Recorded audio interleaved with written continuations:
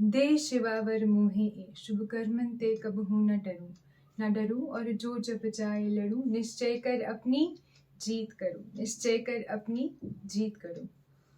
तो आपके इस प्रश्न का सवाल जो बार बार आपके दिमाग में आ रहा है और मेरे पास आपके कमेंट्स, आपके मैसेजेस और आपकी ईमेल्स के थ्रू पहुंच रहा है, सोचा है मैंने कि क्यों ना इसका जवाब फाइनली दे ही दिया जाए, क्यों ना फुर्सत निकाल कर आपसे इसके बारे में बात की जाए। तो बार बार आपका एक सवाल है जो मेरे पास पहुंच रहा है कि मैम CSIR नेट फाइनली 2 महीने में होने वाला है, क्या ये हमारा क्लियर हो जाएगा? क्या करें मैम, ये 2 महीने में क्या करें कि पक्का ये एग्ज़ाम क्लियर हो जाए? प्लीज़ हमें कुछ गाइड करें। देखो, अगर कोई ऐसी घुट्टी होती मेरे पास या कोई मसाला होता है ना जो मैंने तुम्हें घोल के पिला देना था और जो आप सभी ने पी जाना था और पीते ही आपका एग्ज़ाम क्लियर हो जाता, तो ट्रस्ट मी, मैं आप सभी को ज़रूर देती, सभी को बांट देते हम, है ना। उसका बड़ा सा शरबत बनाना था, उसमें मिला देना था और सब ने पी जाना था। पर मतलब दिल से बोलती हूँ बात कि मुझे ये अच्छा ना लगता। जिंदगी की खूबसूरती ये है कि भगवान ने हमें इस प्रकार से बनाया है कि हमें वो सारी कैपेबिलिटीज और वो सब टैलेंट्स और वो सब चीजें डाली गई हैं, वो सब एलिमेंट्स डाले गए हैं, वो सब केमिकल्स डाले गए हैं कि हमें मालूम है कि जो एम हमारे दिल में है, जो इच्छा हमारे दिल में है, उस तक कैसे पहुंचना है और उसे पहुंचने का तरीका, उसे पहुंचने की शक्ति सब हमारे अंदर ऑलरेडी जब हम पैदा हुए थे ना फिट करके भेजी गई थी, आप माने या ना माने। और भगवान ने सारा मास्टर प्लान बना रखा है, यानी कि उन्होंने हमारे दिमाग में, हमारे जहन में, हमारे शरीर में वो सब चीजें ऑलरेडी फिट करके हमें भेजा था, जिसके लिए हमारे दिल में अब जाकर इतने सालों बाद जब हम नन्हे मुन्ने से, तब से हमारे पास वो सारे क्या कहते हैं औजार है, हमारे पास पहले से ही फिट होके भेजा गया था हमें। पर अब जाके हमें उनका रियलाइजेशन होने लगता है और हम सोचते हैं यार अब क्या करें। कुछ नहीं करना है, आपके पास वो सारा कुछ है जिसका इस्तेमाल करके आपने अपने एम तक पहुंचना है। एक बहुत छोटी सी कहानी जो है मैं आपको सुनाना चाहूंगी, शायद इसके थ्रू आपको कुछ थोड़ा समझ में आए। हो सकता है वो एक की जगह 2 कहानी हो जाए, पर बहुत सिमिलर है, मिलती जुलती 2 कहानियां हैं। मुझे लगता है इसके बाद शायद मुझे ज्यादा कुछ कहने की जरूरत ना पड़े। तो एक बार क्या होता है, किसान है, किसान हम सब जानते हैं, हमारा तो देश ही किसानों का है। और अब जो है थोड़ा बदल रहा है ट्रेंड, पर वरना हम तो हमेशा से एग्रीकल्चरिस्ट रहे हैं। तो कमिंग टू द किसान, किसान जो है वो अपनी फसल बो रहा होता है। तो क्या होता है, फसल बोते बोते पूरे साल वो एक चीज ऑब्जर्व करता है कि मौसम बदल रहे हैं यार। जब मेरे को धूप चाहिए होती है तब तो धूप आती नहीं है फसल पे, जब बारिश चाहिए होती है तो बारिश नहीं आती है, और अचानक से जब फसल बड़े होने वाली होती है तब उसमें बारिश आ जाती है। ये क्या तरीका है? तो भगवान से बोलता है, उसकी फसल हो जाती है, वो फसल काटते हुए निकालते हुए बात कर रहा होता है खुद से और भगवान से। तो एक बार वो भगवान से सीरियसली बात करता है कि यार एक दफा मुझे आप ये बता दो कि आपको क्या दुनिया चलानी आती भी है? ऐसे कौन करता है? फसल को जब धूप चाहिए तब धूप दो, जब उसे हवा चाहिए तब हवा दो, ये आप उल्टा सीधा क्यों करते रहते हो हमेशा? आप एक काम करो, आप रहने दो, मैं दुनिया चला लेता हूँ। तो भगवान जी कहते हैं कि इसमें तो कोई परेशानी वाली बात नहीं है, तो बहुत अच्छी बात है, आप काम शेयर करना चाहते हैं। तो एक काम करें कि आप इस साल का ठेका ले लें, है ना, इस साल के लिए जो है ये मौसम बदलने का काम ये हम आपको दे देते हैं। तो वो किसान जो है उसको उस साल के सारे मौसमों का ठेका दे दिया जाता है कि अब से मौसम उसने रेगुलेट करने। ठीक है, अब किसान तो बहुत खुश है, चलो अब की बार मेरी फसल तो बहुत हरी भरी, बहुत मस्त होने वाली है, और वैसी ही होती है। पर एक चेंज रह जाता है, आगे सुनते हैं कहानी। तो क्या होता है, वो किसान क्या करता है, अब उसने बीज अपनी फसल के बो दिए, धरती में सारे बीज डाल दिए, पहले मिट्टी को तैयार किया, बीज उसमें बो दिए। अब जब उसको पानी की जरूरत है तो बारिश कर दी, जब उसे धूप की जरूरत है तो सूरज देवता जी हाजिर हो गए, जब उसको हवा की जरूरत है तो हवा चला दी गई। एंड इस तरीके से सारे मौसमों का ख्याल किसान ने खुद ही रखा। चलो बहुत अच्छी बात है। अब आखिर में जब साल पूरा होने वाला था, जब फसल को काटने का वक्त आया, तब क्या हुआ, किसान ने जाकर अपनी फसल देखी, कितनी हरी भरी, लहलहाती हुई, इतनी खूबसूरत सी। बहुत ही खुश होता है कि अब की बार तो फसल में पता नहीं क्या ही सुंदर सुनहरे दाने निकलने वाले हैं। और उसने जाकर वहां पे वो दाने खोलने की कोशिश करी, तो उसने देखा कि दाना तो फूटा ही नहीं, दाना तो है ही नहीं उसमें। तो फिर वो रब के पास गया कि भाई ये क्या तरीका है, मैंने तो उसको सारा कुछ दिया, हवा दी, धूप दी, पानी दिया, सही टाइम पे दिया, इसमें दाना क्यों नहीं आया? तो रब ने फिर यही बताया कि कभी कभी जब बिन मौसम बरसात होती है, कभी कभी जब बिन चाहे हवा चलती है, और कभी कभी जब आपके चाहे या सोचे बिना धूप ज्यादा हो जाती है, पानी ज्यादा, हवा कम, ये जो भी होता है, ये भगवान इसलिए भेजते हैं क्योंकि वो फसल भी हमारी तरह इंसान तो नहीं है पर जीव है, उसमें भी जिंदगी है, उसमें भी लड़ने की ताकत है। तो उसको भगवान कोई भी चीज ना ऐसे नहीं देते, मेहनत से देते हैं ताकि उस इंसान को, उस चीज को, उसकी कदर आए। तो फसल में दाना तब आता है जब बिन मौसम बरसात आ जाती है और उस पानी से, और वो बिन मौसम बहुत तेज हवाएं चलने आ जाती है, जब उस हवा से वो प्लांट लड़ता है तो उसके अंदर जो टिश्यूज होते हैं वो स्ट्रांग हो जाते हैं, उसमें वो स्ट्रेंथ आती है, फिर उसके अंदर वो जो दाना है वो बनता है, ताकि वो दाना उसमें तभी आता है जब वो उसका ख्याल रख सके। अब भगवान उसमें दाना भेज दें, पर वो जो टिश्यूज हैं प्लांट के, अगर उसमें इतनी जान ही नहीं है कि उसका ख्याल रख सके, तो एक दाना जाया हो जाएगा ना, एक जिंदगी जो आने वाली थी वो खराब हो जाएगी। तो फिर उसको दाना तभी दिया जाता है जब वो इतनी केपेबल हो। और वो केपेबल कब होगी, उसमें स्ट्रेंथ कब आएगी, जब उसको तेज हवा से, तेज बारिश से, तेज धूप से और अनचाहे वक्त पर उसको वो दी जाएगी, तब वो स्ट्रेंथ आएगी उसमें उससे लड़ने की। और तब उसको दाना दिया जाएगा कि तुम अब केपेबल हो, अब तुम इस दाने का ख्याल रख सकते हो, इसको तुम बड़ा कर सकते हो, तो तुम्हें भी दिया जाता है, तब फसल के अंदर दाना आता है। तो उस दिन उस किसान को ये बात समझ में आई, और यहीं से हमें भी एक खूबसूरत बात समझने की कि जो बिन मौसम बरसात होती है, जो कभी कभी हमारी जिंदगी में कुछ ना कुछ अप्स एंड डाउन्स लगे रहते हैं, ये इसीलिए आते हैं कि वो हमें उस चीज के लिए स्ट्रेंथ देने के लिए आते हैं जिस चीज की स्ट्रेंथ हमें जरूरत है अपने एम तक पहुंचने के लिए। और हमारा एम हम सबको मालूम है। फिलहाल के लिए मैं उन स्टूडेंट्स को एड्रेस करना चाह रही हूँ जो CSA नेट का एग्जाम दे रहे हैं, पर हर वो बंदा, हर वो शख्स जो इस वीडियो को देख रहा है, वो जरूर कुछ ना कुछ खूबसूरत मैसेज लेके जाएगा। एंड चाहे आपका कोई भी एम हो, ये बात आपको जरूर बहुत खूबसूरत सा एक लेसन, एक मैसेज देकर जाएगी। इसी के साथ एक और छोटी कहानी हाजिर है। एक इंसान है, वो देख रहा होता है, आप सबने बटरफ्लाई की कहानी सुनी है, पढ़ी है, इनफैक्ट साइंस में भी आपने जरूर पढ़ी होगी कि वो कुकून में से निकलती है। तो छोटा सा एक कुकून होता है ना, उसमें से, वो सिल्क का कुकून होता है जिसमें से सिल्क भी हम यूज करते हैं, और वो उस कुकून में से निकलती है। पहले वो एक लार्वा, एक कीड़ा होती है ना, और कीड़ा जो है वो कुछ टाइम तक हाइबरनेशन में कुकून में रहता है, एक बंद सिल्क के धागों में बंद से एक गांठ में, एक तरीके से रोल में रहता है। एंड उसके बाद जब वो उस कुकून से बाहर निकलने की कोशिश करता है, वो खुद ही अपने आसपास जो है लार्वा एक कुकून बना लेता है और उस कुकून में बंद कर लेता है खुद को। फिर धीरे धीरे उसकी वहां पे अंदर ग्रोथ होती है, एंड कुछ स्टेजेस बाद फिर उस कुकून को तोड़ के ना उस लार्वा को बाहर आना पड़ता है। जब वो तोड़ के बाहर आता है तो उसके पंख निकलते हैं, क्योंकि उसमें तोड़ने से स्ट्रेंथ आती है और फिर वो बटरफ्लाई बन के उड़ पाती है। अब एक इंसान जो है वो उसे देख रहा था कि यार ये इतने कुकून में से जो मतलब जद्दोजहद कर रही है बटरफ्लाई बनने, मतलब उसके हिसाब से तो कीड़ा बाहर आने की कोशिश कर रहा है, और उसको पता चल रहा है कि हाँ ये बटरफ्लाई जैसी सी कुछ दिख नजर आ रही है, तो मैं इसकी मदद कर देता हूँ। तो उसने क्या किया, एक कैंची ली, उसका कुकून जो है वो काट दिया। तो वो जो बटरफ्लाई है वो बाहर निकली, पर उसके पंख में इतनी ताकत ही नहीं थी, वो बाहर निकलकर नीचे गिरकर और घायल हो गई। तो इंसान उससे पूछता है कि भाई क्या हुआ, मैंने तो तुम्हारी मदद कर दी है, तुम इतनी जद्दोजहद कर रही थी बाहर आने के लिए, मैंने कहा चलो मैं मदद कर देता हूँ, तो फिर तुम्हें क्या हुआ, तुम नीचे कैसे गिर गई? उसने कहा यही तो नहीं करना था। अगर वो कुकून से बाहर आने के लिए मेहनत करती तो उसकी मसल्स डेवलप होती, उसके पंखों में भी जान आती, और फिर जब वो बाहर निकलती तो वो पंखों से उड़ान भर पाती और उड़ पाती। वो चुनौती इसीलिए रखी गई थी, वो कसौटी इसी बात की थी कि उसमें से निकलकर जब बटरफ्लाई बाहर आएगी तो अपने पंखों का इस्तेमाल करना जानती होगी, उसके पंखों में इतनी जान होगी कि वो उड़ पाएगी।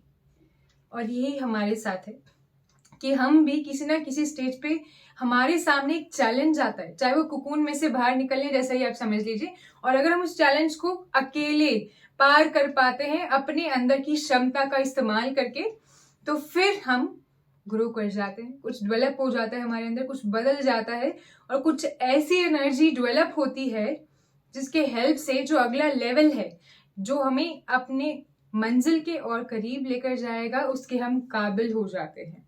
और फिर हमें थोड़ा आसान महसूस होता है जब आपके पास वो पावर आ गई जो आपको चाहिए अगले लेवल पर, तो फिर मंजिल के तो करीब पहुंच गए और आसान भी लगने लगता है रास्ता।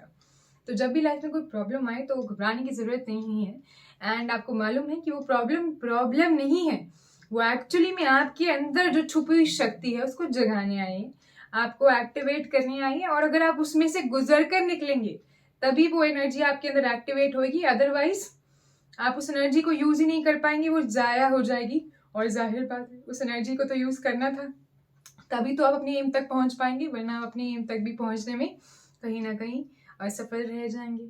अब वापस आते हैं अपने CSNET की बात पर। तो ये जो एग्जाम 2 महीने बाद आपके सिर पर आ खड़ा हुआ है, पहले तो आप सब परेशान हो रहे थे कि मैम ये एग्जाम क्यों नहीं आ रहा, UGC नेट का जो एग्जाम है तो दिसंबर में होना था, हुआ क्यों नहीं।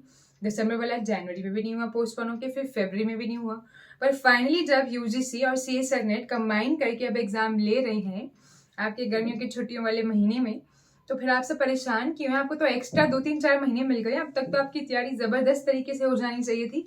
तो परेशान मत हो, टेक इट इजी। आपको मालूम है कि ये जो पीरियड है, मुझे पता है क्या होता है, जब टाइम थोड़ा डिले हो जाता है तो हम थोड़े ढीले पड़ जाते हैं, पर कोई बात नहीं, ये सब पे बीतती है। अब आपको क्या करना है, आपके हाथ में 2 महीने हैं। अब ये 2 महीने कैसे इस्तेमाल करने हैं ये आपके हाथ में। तो आपको क्या करना है, अब इन 2 महीने का भरपूर तरीके से, सबसे अच्छे तरीके से इस्तेमाल करना है। और 2 महीने में जैसे मैंने आपको हमेशा बताया, एक ही स्ट्रैटेजी को फॉलो आपने करना है। और वो स्ट्रैटेजी क्या है कि थ्योरी को करते जाओ प्रीवियस ईयर क्वेश्चन को ध्यान में रखते हुए। अगर आपके पास पूरा साल है तो सारी थ्योरी पढ़ो और हर रोज प्रीवियस ईयर क्वेश्चन करो। अब आपके पास 2 महीने, तो क्या करना है, अब प्रीवियस ईयर क्वेश्चन से स्टार्ट करो। प्रीवियस ईयर क्वेश्चन की किताब उठाओ अपने हाथ में, प्रीवियस ईयर क्वेश्चन अटेंड करना स्टार्ट करो। जहां जहां पर जिस बात पर अटको वहां पर आपको क्या उठा लेना है, वहां पर आपको उठा लेना है थ्योरी की किताब, यानी कि प्रीवियस ईयर क्वेश्चन सॉल्व करते जाओ। और जहां जहां पर आपको लगता है कि इस टॉपिक में ज्यादा पढ़ने की जरूरत है, वहां पे थ्योरी करते जाओ। और प्रीवियस ईयर क्वेश्चन, अब देखो CSNET कौन सा साल चल रहा है, 2023 साल चल रहा है। पिछले 15 सालों में जितने भी CSNET के एग्जाम हुए, 15 पेपर हो गए यार, कितनी बड़ी बात हो गई। या कुछ साल में कभी कभी 2 हुए होंगे, 15 नहीं तो मैक्सिमम 20 पेपर हो जाएंगे। वो 20 पेपर अपने उठाओ और उनको सॉल्व करो। अब आपको लगेगा कि अभी 2 महीने हैं, 20 पेपर हैं, एक दिन में एक कर लेते हैं, एक दिन में 2 करने की कोशिश करो। ऑलवेज कट शॉर्ट एंड ज्यादा करने की कोशिश करो, क्योंकि हमेशा टाइम जो है कभी कभी हमें डिले हो सकता है, कोई ना कोई बीच में परेशानी फिर आ जाए तो यू नेवर नो, परेशानी पूछ के तो नहीं आती, हो सकता है अच्छा टाइम भी आ जाता है वो भी पूछ के नहीं आता। तो आपको पहले अपने आप को प्रिपेयर रखना है। तो एक दिन में 2 पेपर करने की कोशिश करो, पिछले 15 साल के CSNET के पेपर निकालो, उसके साथ साथ IT JAM के 15 साल के, उसके साथ साथ गेट के 15 साल के पेपर करो। अगर आपने 15 साल के तीनों पेपर अगर कर लिए हैं तो CSNET एग्जाम के लिए आप तैयार हो। और 15 साल में सबसे ज्यादा फोकस किस पे करना है, पिछले 2 साल के पेपर, जो आपके पिछले 2 साल के पेपर हैं या पिछले 3 साल के पेपर, वो तो आपके दिमाग में इस तरीके से छपे होने चाहिए कि क्वेश्चन देखते ही आपको पता लगे कि इसका ये आंसर है। पर फिर भी जल्दबाजी में टिक मत करना, थोड़ा सा रीड करके टिक करना क्वेश्चन को, क्योंकि कभी कभी कुछ ना कुछ क्वेश्चन सेम देके कुछ ना कुछ हल्का फुल्का चेंज कर देते हैं। ठीक है, तो आपको प्रीवियस ईयर क्वेश्चन को अपना बाइबल, कुरान या अपनी गीता या कोई भी, मतलब आपको बहुत ही उसको इंपॉर्टेंट चीज मानकर प्रीवियस ईयर क्वेश्चंस पे ध्यान देना है और थ्योरी साथ साथ में करते जानी है। अब मुझे मालूम है कि जब प्रेशर पड़ता है सिर पर तो अकेले कभी कभी लगता है कि कैसे करेंगे, और गाइडेंस हो उस टाइम पे तो बहुत अच्छा लगता है। तो उसके लिए आपके सामने हाजिर है ना चीज। तो आपको क्या करना है, आपकी मदद करने के लिए हम मौजूद हैं। आपके लिए जो है फ्रीक्वेंसी ऑफ लेक्चर्स इंक्रीज करी गई है। दिन में 3 बार अब हम मिलते हैं, सुबह 10 बजे 10 से 11, दोपहर को 2 बजे 2 से 3, शाम को 8:15 बजे 8:15 से 9 या 9:15 तक। ये 3 घंटे के पूरे दिन में लेक्चर्स हम बनाने की कोशिश करते हैं, जिसमें शाम का लेक्चर सबसे स्पेशल होता है क्योंकि उसमें होते हैं प्रीवियस ईयर क्वेश्चंस का डिस्कशन। तो प्रीवियस ईयर क्वेश्चंस खुद भी करते रहें और साथ में दिन में 3 घंटे तो निकाल सकते हैं जब हमारे साथ स्पेंड करें। उससे आपको क्या होगा, आपकी तैयारी चल रही है, साथ में गाइडेंस मिलती जाएगी।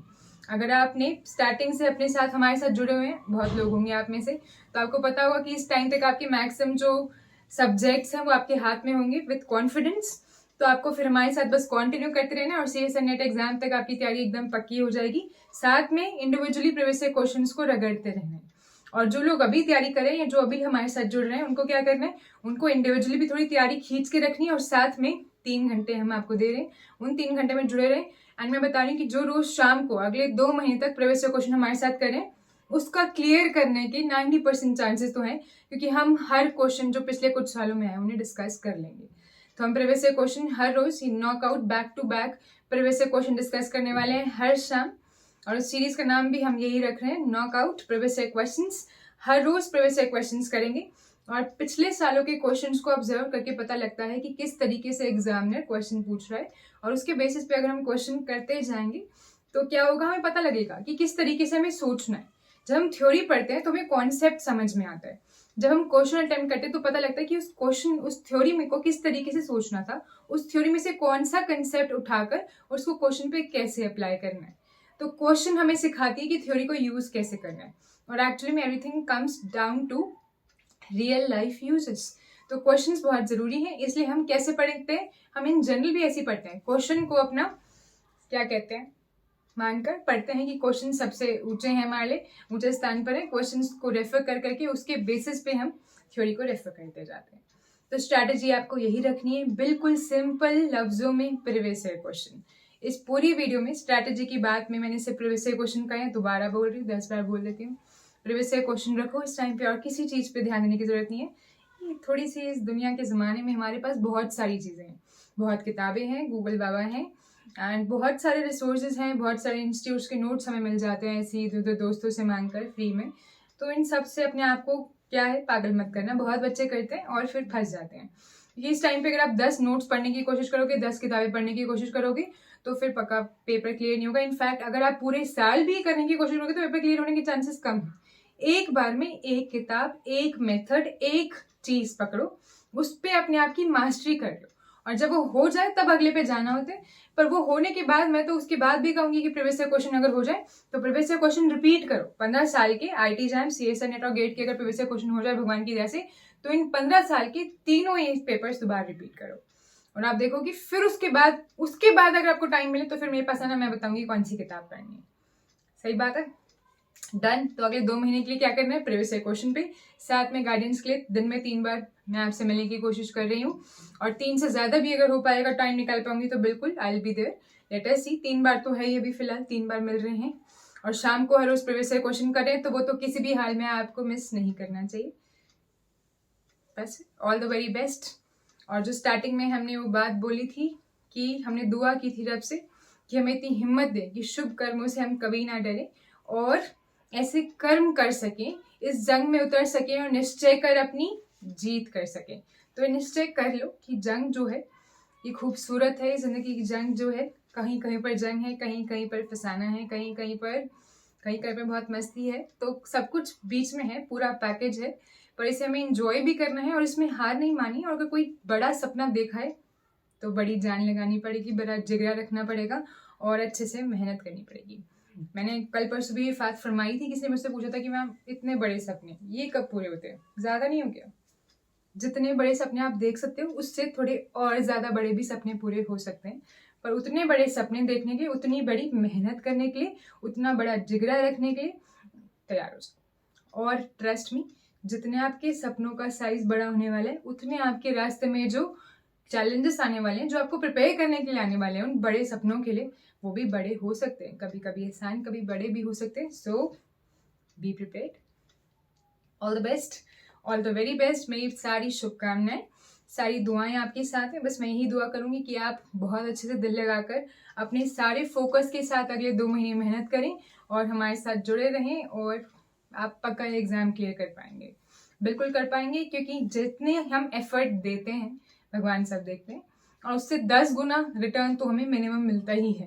तो ईमानदारी से एफर्ट होंगे, ईमानदारी से काम किया जाएगा, तो उसके बाद रिजल्ट की चिंता मत करना, ठीक है।